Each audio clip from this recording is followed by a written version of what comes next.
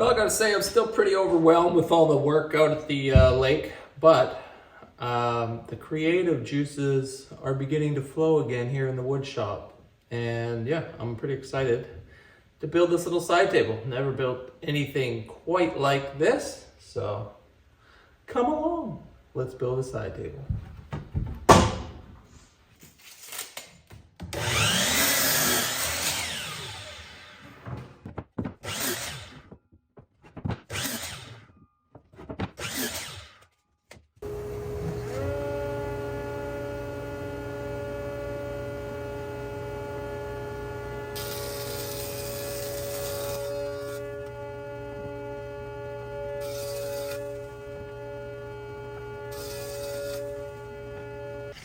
So I got these like almost, well, they're 1 3/4 now, but I gotta mill this down to 1 1/4 or a little bit big and then plane it to 1 1/4. I find that 1 1/4 thick tabletops is a pretty sexy thickness for, smaller tables. Big dining tables, I usually go 1 3/4 if you want a big slab table. But I try and stay away from like 1 inch or 2 inches. I find the little intermediate. Same with 1.5 inches. It's a really common thickness for like your studs. So I find that aesthetically, when you choose a number that's not commonly seen, like 1, 1.5 or 2, instead you choose 1.75 or 1 1/4, it looks better. Okay? So if you want your stuff to look good, take my advice.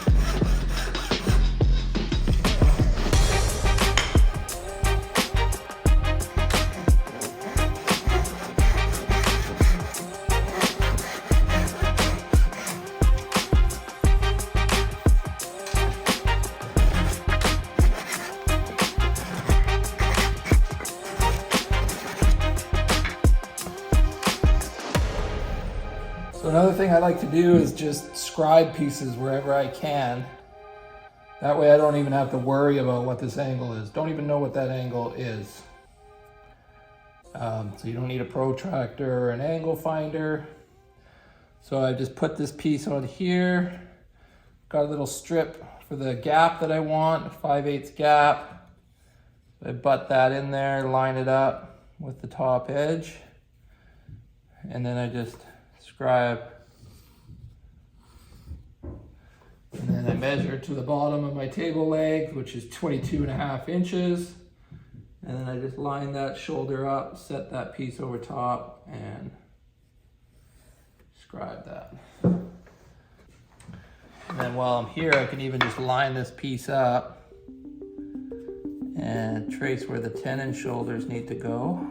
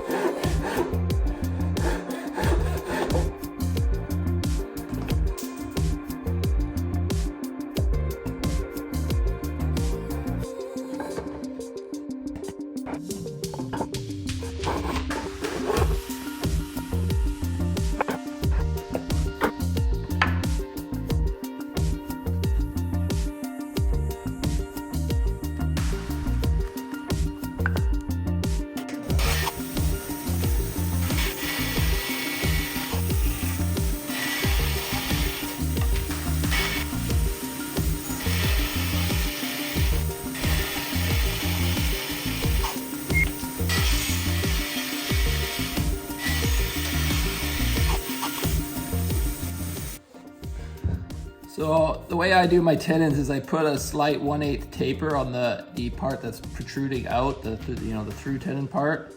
I taper it 1/8 of an inch on both sides, and I do a small 1/8 arch on the end.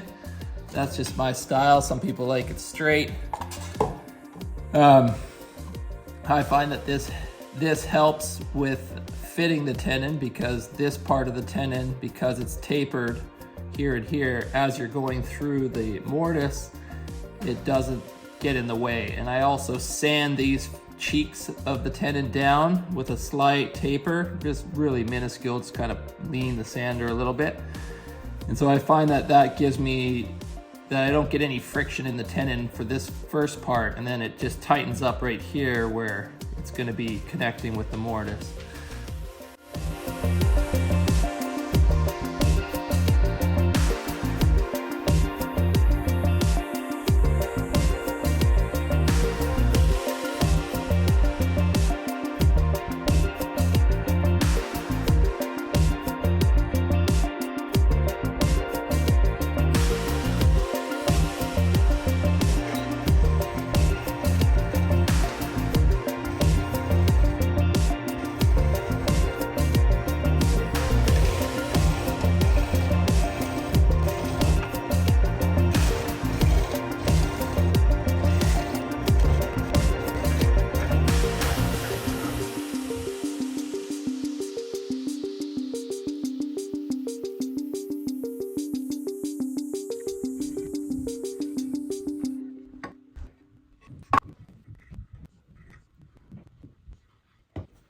This video has been made possible by my monthly sponsors: U2 Fasteners, Odie's Oil Wood Finishes, Bass Pro Shops and Cabela's, and Princess Auto. If you want to see what these great retailers have to offer you, please check the links in the description box below.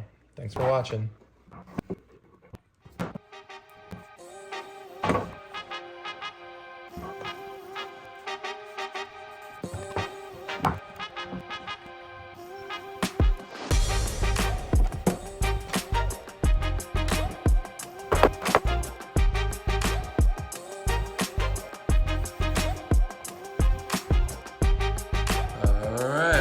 Dry fit here.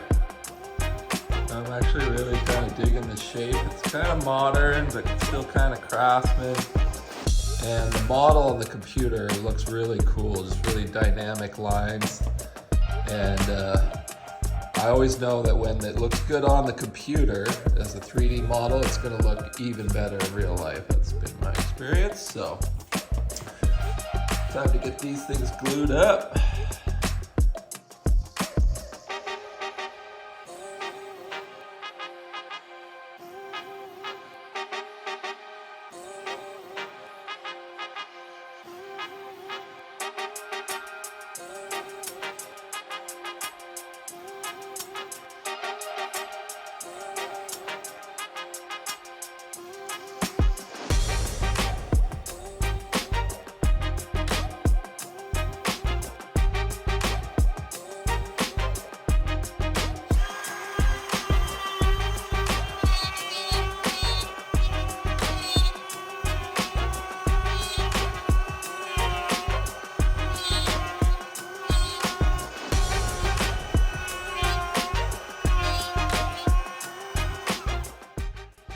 You always want to kill your motor before you take it out, because that's when all the mistakes happen. You nick the edge and wham, it runs on you. So do not try to lift it off with the power on. Just as soon as you're done, hit the power, let it stop, then take it off, and you will rarely wreck a piece.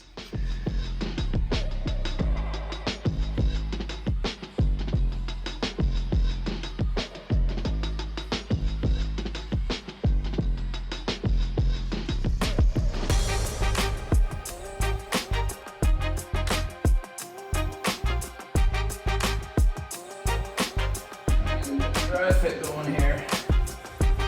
Kind of gotta slowly fine tune these. So what I've done is taken my pencil and I've scribbled some lead on the cheeks of the tenons, and then I kind of hammer that on there until it doesn't want to go freely.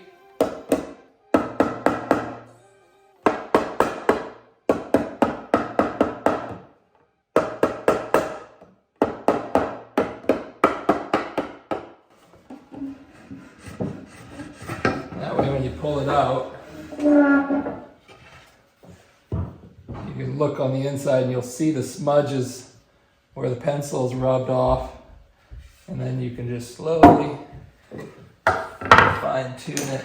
I find using a caliper also works really well for checking your tenons. It'll get you really close right out of the gate, so you're not, fitting it on there 100 different times.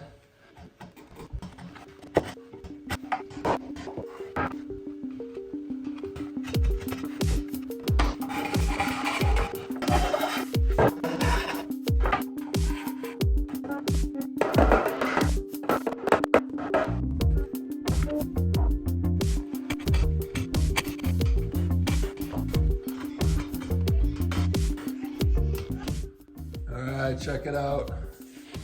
I drew this little cherry blossom branch.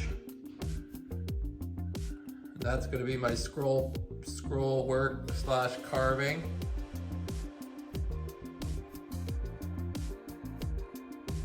So I'm going to cut out all the sections that aren't the blossoms in the branch, and then kind of carve it in a slight relief, give it a little 3-dimensional texture. On the old scroll saw here, I bought this saw years ago, used, and I think I made one cut with it. It's just sat here and collected dust until now. Now I'm glad I have it.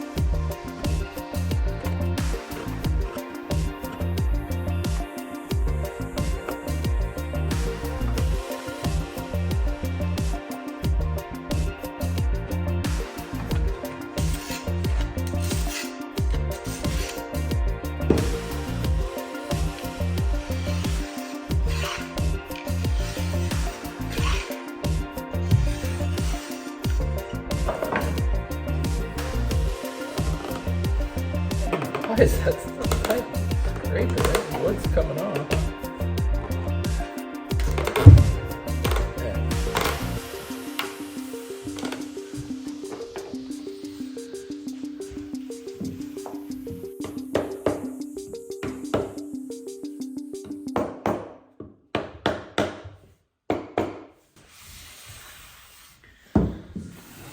Cool, hey? I've never done anything like that before. What do you think? That's what you think?